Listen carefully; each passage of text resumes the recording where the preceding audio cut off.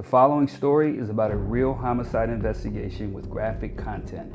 Viewer discretion is advised. Previously on The Murder Mind.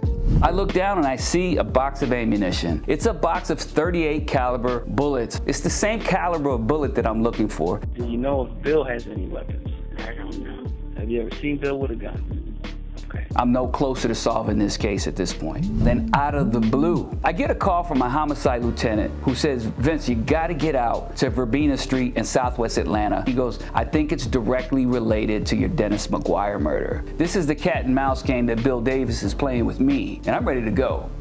Right now, I put every other case on hold. I'm back in the mix. This is a serial killer.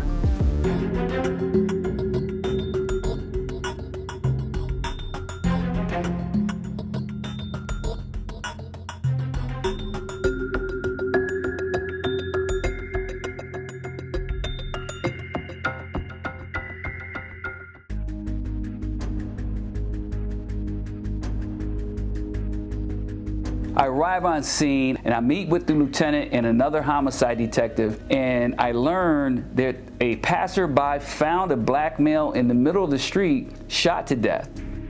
And I said, okay, bring me up to date. Why am I here? He says, look at his wounds, V. And I look down. He's got a gunshot wound to the chest and he's got a gunshot wound to his face, right under his eye. Exactly the same way Dennis McGuire was killed and exactly the same way Alfred Glass was killed. So now I know why my lieutenant called me out there. This has to be related.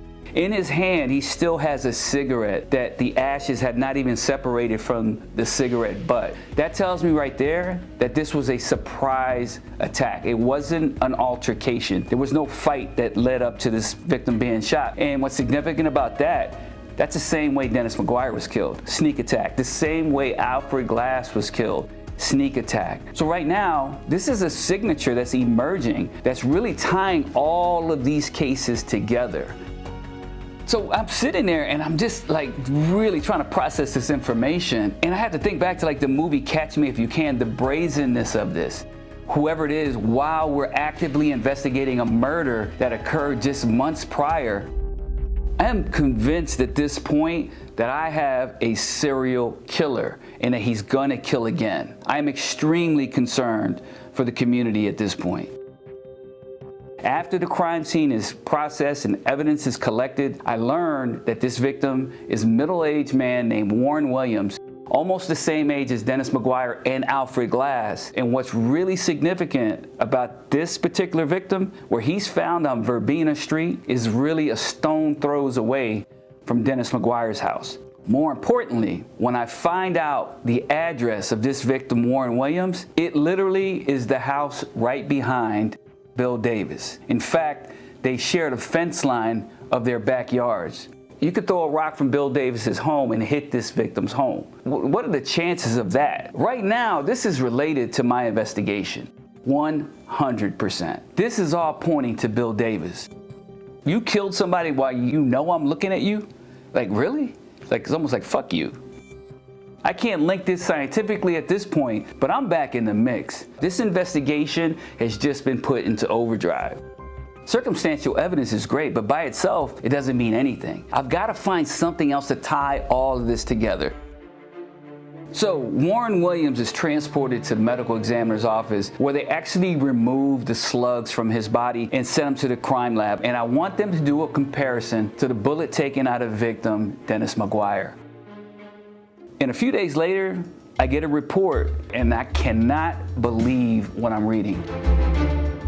It's a .38 caliber weapon used to kill Warren Williams, a .38 caliber weapon used to kill Dennis McGuire, and here's the kicker. It's the same gun. It's a match. The same weapon used to kill Dennis McGuire was used to kill Warren Williams, conclusively, scientifically. So the weapon used in both murders is still out there. It's still in play. Homicide detectives try not to make things personal, but at this point in the investigation, it started to feel personal. I feel like I've been pulled into this TV drama. It's a game, and I've been pulled into this game. The brazenness of it, the callousness of the way these victims were killed. And at some point, I had to stop Bill Davis. Otherwise, all of the members of his immediate community were at risk of being killed. Either I've got to find this murder weapon, or I got to find a witness that actually saw something. Maybe saw Bill Davis, heard Bill Davis, or maybe heard him talk about it or confess, a third-party confession. I've got to find something that ties all of this together. So I still have a tremendous amount of work to do at this point.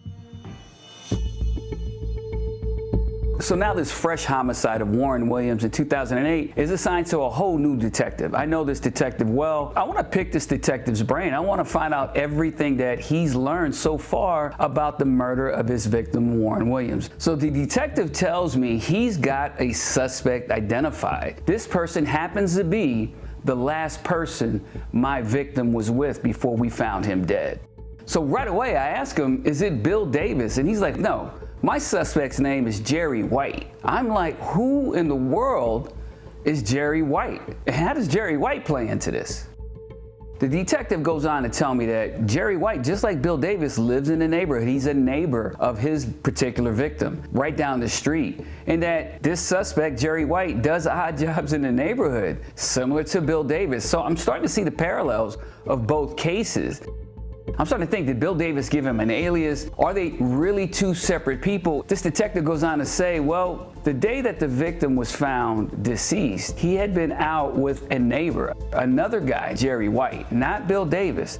And they had been working together, and he says something crazy about this particular suspect, Jerry White. He actually was a Vietnam War veteran, and he has a history of mental issues. This guy actually hears voices that tells him to harm people. So this detective right away is focused on the person that his victim was last with, and there's a lot of meat on that bone. He's got a guy that was with his victim who may have a propensity for violence, who was a Vietnam War veteran that has mental issues. Right now, I'm looking at this case sideways. I don't know what to believe. And the fact that this suspect has so many similar characteristics to Bill Davis, I start to question whether or not I got this wrong. Is Bill Davis actually innocent and I've been looking in the wrong direction? Should I shift my focus now from Bill Davis to Jerry White? So maybe I got it wrong. Maybe it's a different neighbor. Indeed, I don't know at this point, but Jerry White very well could be responsible for all of these homicides. This is nothing new to me. I've had cases where I was going down the road of a viable suspect, evidence was piling up, circumstantial evidence, and then all of a sudden, something in the case maybe changed directions, and I learned that my initial suspect actually had nothing to do with it. So I'm prepared for that at this point. It's happened before, and I very well could be going down the wrong path right now with Bill Davis. I have to keep an open mind, and in homicide, this game is tricky. You can't get tunnel vision. You have to keep an open mind and a wide lens, because if you don't, you're gonna miss evidence. In this case, it's no different. I have an open mind at this point in the investigation. Although I've developed a viable suspect, I'm open to the possibilities that I got it wrong, and now I need to shift directions to this other guy, Jerry White. So to be thorough and understand exactly how Jerry White may be connected to the death of Warren Williams, I need to go see Jerry White myself. I need to put a tape recorder in front of him, I need to interview him, and I need to ask him the hard questions, and then see if he's at all connected, not just to the Warren Williams case, but to the Dennis McGuire case. I reach out to Jerry White. He agrees to meet with me and asks me to come to his house. I'm driving to Jerry White's house, and as I arrive at his front driveway, I am absolutely blown away. I realize at that very moment, I'm looking at Bill Davis's house. The location where Jerry White lives shares a fence line with the residence of Bill Davis. But more importantly, the side fence line of Jerry White's house is also shared by victim Warren Williams. So all three houses are connected by yards. I couldn't believe it. I have Bill Davis in one house, I have victim Warren Williams that lives directly behind Bill Davis, and I have now suspect Jerry White that lives right next door to both Bill Davis and victim Warren Williams. I arrive at Jerry's front door, knock, He invites me in, and I want to record this interview for posterity. I may need to present this as evidence. The time is 10:20 a.m. I'm at Drive. You're actually going to hear the interview with Jerry White, although we have altered his voice. This is an official statement in regards to Warren Williams' murder. So if you could take me back to the day that you last was with him, just kind of take me through that day. What happened that day?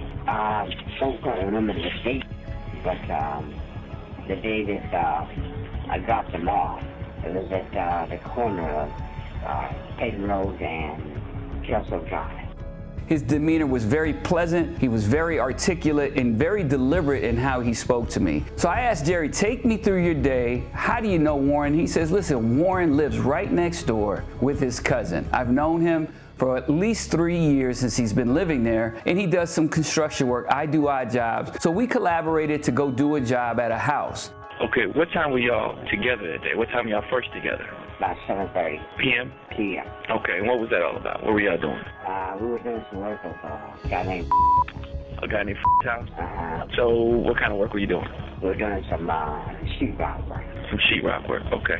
And you drove Warren there? Yes, I drove him there. Okay, and then what time did y'all leave house? About 8:30, 9 o'clock. Jerry White goes on to say, I gave Warren a ride home, but before I could drop him off at his house, that Warren had asked him to let him off at the corner, literally 2 blocks away from his house. According to Jerry White, Warren Williams got out of his car, he waved goodbye to him. Jerry then drove home. Okay, what time did you get home, you think, that night? I got home about 9:15. About 9:15? Yeah. Okay, you sure about the time? Or? Yeah, I'm sure about the time. It was about the same time I dropped him off. I was right around the corner from him. Okay, all right. And that's the last time you ever saw him? This last time I saw him. The next day, there's a knock on his door. It's the other homicide detective asking him questions about Warren Williams. Okay, have you and Warren ever had any problems? No, we didn't have any real problems. Okay. So as I'm speaking to Jerry White, of course, I'm paying attention to all of the physiological changes that happen when people are lying. And I don't see any of that. Jerry White is cool as a cucumber. He's answering my questions appropriately. He's not stuttering. He's not sweating. He's not showing any signs that I normally see when someone's hiding the truth. Okay, what about drugs? Does he do any drugs? Not that I know of. Okay, what about yourself? Do you do any drugs or any alcohol? No, I don't. Okay. He goes on to say that he admittedly has some mental issues. He tells me he was in the Vietnam War back in the late 60s and that something affected him. He even went on to say that he would occasionally hear voices that would tell him to harm people. Now this is really piquing my interest because right now I have someone who was last with the victim that lived right next door that was shot and killed, and you have a guy that was with him who's admittedly saying he's got mental issues, hears voices that tell him to hurt people. Right now Jerry White is looking pretty suspicious. I am piggybacking on what the previous detective felt, that Jerry White is a viable suspect. I even asked Jerry White, has he ever owned a handgun? Have you ever owned a .357 revolver? Yes, I have. Okay, when was that? Back in the 90s. In the 90s? Yeah. And I'm like, wait a minute. That is the exact type of weapon that I'm looking for in the murder of Dennis McGuire. So of course, I'm asking Jerry White, where is that weapon now? What did you do with that? I pawned it. You pawned it? And left it there because being a military experienced man, I knew I'd be able to use it. Okay. So in order to safeguard myself from using it, Okay. I just kind of discarded it and got rid of it. I didn't want any further trouble. Doesn't remember what date, doesn't remember exactly where, but my spidey senses are tingling at this point. My radar is way up. Jerry White has just admitted to owning and possessing a handgun, just like what I'm looking for in the homicide of Dennis McGuire. What color was it? Gun blue. Gun blue? Yes. Have you ever owned a silver-plated .357? No, I haven't. Was that the only time you've ever owned a .357? Yes. Okay. He was with Warren Williams on the day he was murdered. He hears voices that tell him to hurt people. I'm thinking I got this all wrong with Bill Davis. You live here. I'm going to point to a house behind you. That house right over there. It's a pink house. Do you know who lives there? I know it's the Sims. The Sims? Okay. Is it a man, a woman, a husband, wife, son? I think it's a woman and her son. A woman and her son, okay. So you don't know them well? I don't know them very well. Have you ever had a conversation with the man that lives there? No more than hello, how you doing? Okay. Jerry White claims that he's seen Bill Davis in the yard, doesn't know him, and doesn't really associate with him. So I have two suspects living side by side, and I have at least two people killed that are neighbors of both of these men. So of course, I want to see if Jerry White is connected at all to Dennis McGuire, my homicide investigation from 2007. Jerry White quickly denies even knowing who Dennis McGuire is or ever being over at his house. Yet he does admit Warren Williams was someone he was associated with and was with on the day he was murdered. Jerry White denies having anything to do with the murder of Warren Williams. Basically, he says, I dropped him off at the corner like he asked me to. I came home, watched TV, ate dinner, and went to bed. So of course, I'm not going to take the word of every suspect I talk to. I want to see someone can corroborate exactly what he's telling me. Jerry goes on to say when he got home, his mother was there, that she could actually vouch for him. She was actually home as I'm speaking to Jerry. So I quickly went into the other room, met with Jerry's mom, sat down with her and asked her the appropriate questions. According to Jerry's mom, Jerry arrived home when he said he did. They had dinner together. They both watched TV. And then she stayed up while Jerry went to his room and went to sleep. So although that is a family member, it's Jerry's mom, it is an alibi. She alibis Jerry out and says Jerry was home for the rest of the night. I think that's about it. If I need to ask you some more questions, if it's okay if I come back and talk to you. Sure thing. And the statement, the time is 10:26. So before I leave Jerry and Jerry's mom, I had a feeling that I'd be speaking to Jerry's mom again. So I left her my card and I told her, if you ever see anything unusual in the neighborhood, next door at Bill's house or anywhere in the neighborhood, to please give me a call.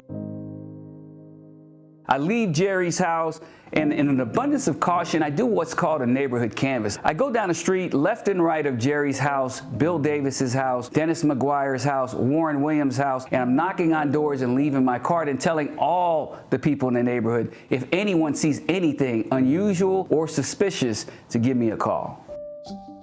I didn't feel warm and fuzzy when I left. I still feel like Bill Davis is pulling me in the other direction. Nothing in my gut made me feel that Jerry White was my prime suspect. The needle was still pointing at Bill Davis. Other than Jerry White being the last person to be with victim Warren Williams, there was really no evidence. There was a litany of other circumstantial evidence still pointing to Bill Davis.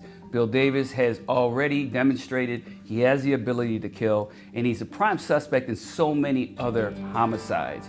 So the logical conclusion is I need to move away from Jerry White and refocus back onto Bill Davis. So the million-dollar question is, what is the connection between Warren Williams and Bill Davis? What's the motive? I've already established a connection between Bill Davis and these other victims, but the only way I'm really going to find this out right now is to talk to people closest to this victim, Warren Williams. So I head over to Warren Williams' house where he lives with his cousin.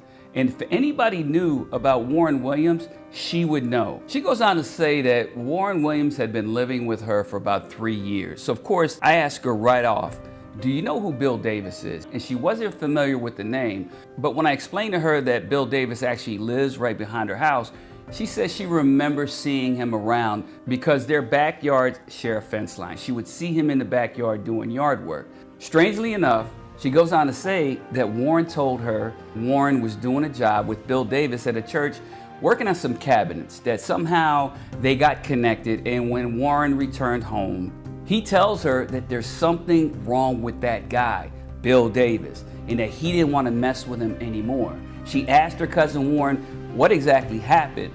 Warren didn't go into details, but she could tell that Warren was upset. Something happened when they were at the church working on cabinets. When he returned home, he wanted absolutely nothing else to do with Bill Davis ever again. He wouldn't go into detail, but according to Warren's cousin, he was clearly upset. Something happened, a confrontation, some friction, and conflict between Warren Williams and Bill Davis. And that incident happened a short time before Warren's murder. Now this adds to the pot. Just like every other case I've been investigating, Warren Williams' cousin has now confirmed that there was tension, there was conflict between Bill Davis and victim Warren Williams, which now adds to the same motive as every other victim that I've investigated so far. But she had no other information to provide about a connection between Warren Williams and Bill Davis. She was as stumped as I was. But before I left, she said, you know, something odd did happen on the night that my cousin was killed. A strange man came and knocked on my door. It was very odd because that never happens. She goes on to say that when she answered the door, it was an older in age black male with a hat, and she felt that the man had the hat intentionally pulled down. She was on alert and felt a little suspicious. After answering the door, the man asked for her cousin, Warren Williams, which was very odd because at any time in the last 3 years, no one had ever came to her house looking for her cousin. As she began to talk to this man, she goes on to tell me that the man appeared to be trying to disguise his voice. We all walk around every day and hear people talk in a normal speech pattern. She couldn't exactly tell me the pitch, the tone. She described it as if someone was almost like doing a voiceover in a sound studio. It was unnatural. It immediately caught her attention. She was super suspicious. So now two things are going on here. He's got his hat pulled down trying to conceal his face, and he's intentionally trying to conceal his voice. She tells this strange man she doesn't know where her cousin is. He then thanks her and then leaves. So I asked her, did you get a good look at his face? She said, I didn't really see his face because he had this hat pulled down. She describes him as 6'1". I'm thinking Bill Davis, 6'1". Tall, skinny, slender. Bill Davis, slender. An elderly person. Bill Davis is in his elderly years. So right now, everything she's describing to me of this stranger at her door is checking all the boxes from Bill Davis. I asked her, do you remember what type of vehicle he was in? Warren Williams, his cousin, said, I didn't see the car, but I did hear it. And I said, well, explain to me further. She said, the car had a loud muffler. And right then, a light bulb went off in my head because I recall when I was waiting for Bill Davis at his house and he arrived in his vehicle one time that I interviewed him, his muffler on his car is loud. I'm thinking right now, this has to be Bill Davis knocking on this victim's door late at night, trying to find him on the same night he's killed. So after speaking to the cousin, I realized that she didn't really see this person's face that knocked on her door, so I can't really show her a lineup of Bill Davis or even Jerry White. But she's an ear witness. She actually spoke to this man. She heard his voice. She remembers it. So at this point, I'm thinking, let me do something I've done in the past before. Let's call it a voice lineup. Let me let her hear a voice recording of Bill Davis's voice and a couple other recordings of other men to see if she can recognize Bill's voice. So that's the plan at this point. I pull a recording that I previously did with Bill Davis, put it on a tape. I also record another detective in this casual conversation, and then from a previous case I worked, the audio of a male suspect. So I meet back with the cousin of Warren Williams, and I allow her to hear 3 recordings. And I'm pressing play on the first recording, which is actually a detective's voice. And then the next voice I play is actually a previous suspect. And I'm looking at her face, looking for a reaction. And finally, I press play on the recording of Bill Davis's voice. That's what witness. She said, there he is in there, in the house. And I'm watching her like I would watch a witness conduct a lineup, looking at a photo array. I'm looking at her eyes. I'm looking at her visceral response. I'm looking for any sign that's a positive sign that she's about to say, that's him. But instead, I stopped the tape and she just looked at me, put her head down, says, I can't tell you. The cousin of Warren Williams stated she couldn't recognize any of the voices and said she didn't think she would be able to because she knows that that person intentionally disguised his voice. So that was a dead end. So at this point, I still have to move the needle in this investigation. I'm waiting on forensics to come back. I know I'm looking for fingerprints, blood analysis, a bunch of other stuff. One thing we do know at this point is that the weapon used to kill Dennis McGuire also killed Warren Williams. And that's all I got right now. That and a hunch that Bill Davis may be my guy. So at this point, I want to take another crack at Bill Davis. And the reason you do that is many times suspects don't remember what they said the first time, the second, or the third time. Inconsistent statements is evidence against a suspect. So at this point, I call Bill Davis. He agrees to meet with me at his home, asks me to drive there. I decide to have the conversation and the interview in my detective vehicle. So I arrived at Bill Davis's house. In this particular instance, I wanted to make Bill feel comfortable. So I decided to do it at his house, but in my car. So I decided to record this interview like I have in the past. You're about to hear the actual audio of my second interview with Bill Davis. Listen, I want to ask you a few questions about what's been going on. So this interview is going to be a little different than the first time I sat down with Bill Davis. In this interview, I'm going to be a little more aggressive. I want Bill Davis to know that he is my suspect. I want to ask some hard questions. I'm going to challenge Bill Davis. I want to make him uncomfortable. It's in my car. It's still my turf, even though I'm in his driveway. And I'm asking the hard questions. All the while, I'm watching Bill Davis answer, and I'm looking for those subtle changes. I'm trying to see if he's going to slip up and say something incriminating. You know, we've talked about Dennis before, so I'm investigating that case. Okay. So, but there's other things that have happened here. There's other things that have happened in the neighborhood. Yeah. So, kind of similar to some of the other questions I've asked you before. I just kind of want to get a feel from you. Do you think that we are looking at you for these murders? Think we are. Do you think that I think that you have something to do with this? I don't know. Okay. You don't know? I'm a suspect. One of the strategies that I always employ is I leave the door open for confession. I try to come at this suspect in a fact-based approach where I start presenting evidence, and evidence that's not just physical evidence of the scene, but evidence against him. And my hope is, when presented with all that evidence, that it's so compelling that the suspect, in this case, Bill Davis, will actually confess. It wouldn't be the first time that this has happened. I've employed this tactic before and it's worked. So why not try it again on Bill Davis? I've told you this before, but there's nothing personal with me and you. I have nothing against you, personally. You understand what I'm saying? Sure. You seem like a really nice guy. You seem gentle. You seem like somebody who's in charge of his thoughts. But the evidence in these cases, right, keeps pointing back to you. And I'm trying to give you an opportunity, because I think what's going to end up happening, Bill, at some point, the evidence is going to be all we have or all we'll need, and we may charge you. Now, you know, you're not under arrest. You're in my car. You agreed to come to talk to me today. I'm at your house. But the evidence is overwhelming. What evidence?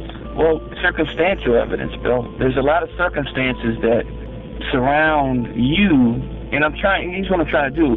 Anytime this stuff happens, I try to give somebody an opportunity to give me a reasonable explanation as to why things occur the way they occur. Oh, I don't know. You see what I'm saying? Sure. And that's your job, you know. Right. You have to do your job, but I don't see anything, you know, that I'm responsible for. You know, I don't see anything. I'm filled with shame. He interrupts me and says, I feel shame, detective. And I keyed in on that right away. Shame? What do you feel shameful about? Bill Davis quickly changed the subject. I believe at that moment he realized he may have slipped up and said something he didn't mean to say. And that was a window for me to look into who Bill Davis really is. I saw that as an opportunity at that point to ask him point blank, did you commit these murders? And Bill Davis got back into his composure, got back into his posture, and looked at me and says, I had nothing to do with any of these homicides. Let me lay it out for you. In 1986, you get into an altercation with Mr. Sims' son. With the who? With the son, Mr. Sims' son. Oh, and you end up killing him. You shoot him and kill him. Whether self-defense or not, you fired a gun at that person and killed him, right? So that makes a connection between you and him. In 1998, Mr. Glass across the street is killed, you have an association with Mr. Glass. I don't know Mr. Glass. I didn't know him. You've never spoke? You never we spoke to him? spoke to each other maybe 4 or 5 times, you know. Okay, but were you friends with him? No, not friends. No. But you knew him? Yeah. Okay. Bill Davis was being very coy with me. When I asked him did he know Alfred Glass, he said he didn't know him, but he cut his grass before, and I challenged him on that. How do you not know somebody if you've cut their grass before? So right away, I felt that Bill Davis was playing this cat and mouse game with me. So I had to play along. I had to really get into the nuts and bolts of the psyche of Bill Davis as he sat in my car and play that game with him. Dennis is killed in November of 2007, and you knew him, obviously. You did some work at his house. No, I didn't know them. You didn't know the McGuires? Yeah, I worked for the McGuires, but you know, to know them, to associate with them, to go out with them, to... I didn't ask you that. I just asked, did you know him? When you know something, you know me. If somebody said, do you know Detective Velazquez, you would say... Yeah, well, I know you to a point. I don't know you. Okay. We finally agreed that knowing someone doesn't mean that you have to like them. We finally agreed that knowing someone means you could have just cut their grass. Knowing someone means it could have been your neighbor and you waved at them. So we had to get through the semantics of everything. This was something I had an experience with someone of age like Bill Davis. Now we got August of 2008, you got Warren Williams, the guy that lives behind your house. Warren, that's somebody that was killed, and you knew him too. No. See, I don't know him. I didn't know him. I spoke to him one time, and that's when I asked him about doing some work for me at the church. You know, since he knew all this stuff. You mean cabinet work? Did you take him to the church one day? I took him to the church the same day because he said he didn't have time the next week. Right. But that day, the day that he was killed, you didn't see him that day? The day that he was killed, you never saw him that day? You didn't see him? Everything I asked Bill Davis, he had some sort of prepared answer for. It's almost like he studied. He knew I was coming. He probably thought about the questions I was going to ask him and prepared for it. Let me ask something. You remember the first time I searched your house? You remember that? Not the second time, the very first time. And I found a box of ammunition. Bullets in the top drawer of your bedroom. Why did you have those bullets? And they didn't look old. They looked fairly new. I don't know. You know, it's 2 boxes in there now. You know. There's 2 boxes of bullets. 22s. I asked Bill Davis about the ammunition that I found in his house when I did the search warrant, and he gave an answer that he thought was reasonable, which was in fact not reasonable. Well, are you telling me that the bullets that I found in your bedroom belonged to somebody else? I suppose it didn't belong to me, you know. Well, how do they, if that's your room, how do those bullets get in your room? I got them and put them in my room. Why would you put them in your room? Because they are things of danger, and you don't put them just anywhere. How can a bullet harm you if you don't have a weapon? If Miss Sim get them and she burns her trash a lot of times, if she get hold, put them in the fire and she's standing up there stirring, and the bullet get hot, it'll pop. Okay. You get them out of the way and you put them in a place, you know, where they're safe. So any bullets that we would have found in there would have been, you're telling me, from other people, not from you. Yeah. Is that right? So Yeah. Okay. When's the last time you fired a handgun? Fired a handgun? Yeah. One of the things that Bill Davis relied on was his insistency that he was hard of hearing. And at times when I would ask tough questions, he would tell me he couldn't hear, like he didn't hear what I said, and I had to repeat the question. I mean, Bill, did you kill these people? Police? Did you kill these people? Did I do what? Did you kill these people? I started to think, was Bill Davis really hard of hearing? Probably so. To the extent that he wanted me to think, I don't think so. That's called someone trying to protect their ass. Did you kill any of these other people? No. Oh, heavens, no. You wouldn't? Let me ask you this. I'd like to give you a polygraph test. If you want. I would like to give you a polygraph. Would you be willing to take a lie detector test? No, I don't want to go through all that. No. Without hesitation, he says no. Now that's a sign right there. Typically people go, well, you know, tell me about it. What does it really mean? What happens with this polygraph? I explained to Bill Davis, it's not even admissible in court. It's a tool for a detective to use to determine whether or not they are on the right track. And I explained to Bill Davis, if you pass the polygraph, then you probably won't see me anymore and I won't be bothering you. We can't make you do it. You have to agree to it. But I know it would satisfy me if you would do it, because then I think that, you know, we would really know the truth. And if you're telling the truth, I always tell people this. Yeah. You have nothing to worry about, but you don't want to do it. Oh, not at this time, no. Not this time. No. Okay. I asked Bill Davis if he understood what a polygraph is. Bill Davis quickly said he had taken one before for employment, so he knows what a polygraph is. He knows whether or not you can pass one or not, but he is adamant he's not going to take one. What's your biggest worry about taking that test?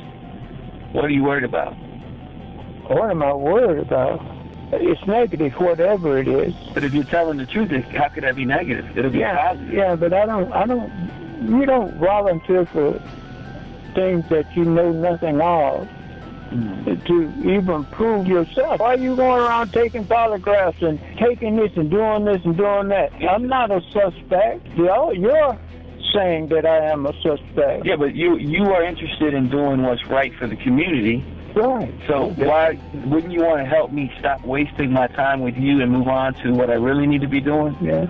If you're truly innocent and you're being pestered by a detective, as much as I was reaching out to Bill Davis, that he would want to take this polygraph to clear his name. And truly, had Bill Davis passed this polygraph, I probably would have been looking in other directions. But the fact that Bill Davis, without hesitation, without even much of a thought, immediately said no, right there, that raised a huge red flag. And right now, I know the reason why, because he's probably guilty.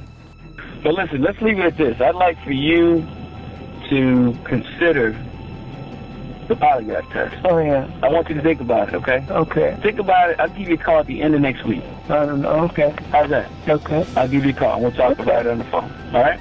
Okay. When I leave the interview with Bill Davis, I'm feeling confident that I'm on the right track now, that Jerry White actually is not the prime suspect, and in fact, my instincts were right all along. Bill Davis is my guy until he's not. Now, at this point in the investigation, months have gone by. It's January 2009. It's a Saturday. It's cold outside. I'm actually with my son at one of his friend's birthday parties when all of a sudden, my phone rings. I look down and it's Jerry White's mom. And when I answer the phone, I can't even believe what I'm hearing. In frantic voice, she's almost hyperventilating, telling me, "Detective, I discovered there's a handgun that's been buried in my yard." She just said a gun. And I'm thinking, why would somebody bury a gun unless you never wanted anyone to find it? In my mind, I'm thinking this very well could be my murder weapon. So I told Jerry White's mom, "Don't touch a thing, that I'm on the way." So at this point, I'm racing over to the house, and I'm gonna tell you all about it in the next episode. Coming up on The Murder Mind. My heart almost stopped. I couldn't believe what I was looking at. And you're employed with the Fulton County Sheriff's Department? I am. This gun belonged to a law enforcement officer. Thank you for watching. I hope you enjoyed. Please hit the like button and subscribe. And please check me out on other social media platforms, Instagram, X, TikTok, and Facebook. Lastly, don't forget to come back for the next episode. You won't want to miss it.